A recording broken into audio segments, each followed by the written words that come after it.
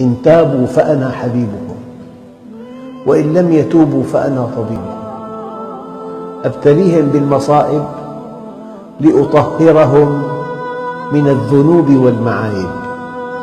الحسنة عندي بعشرة أمثالها وأزيد، والسيئة بمثلها وأعفو، وأنا أرأف بعبدي من الأم بولدها.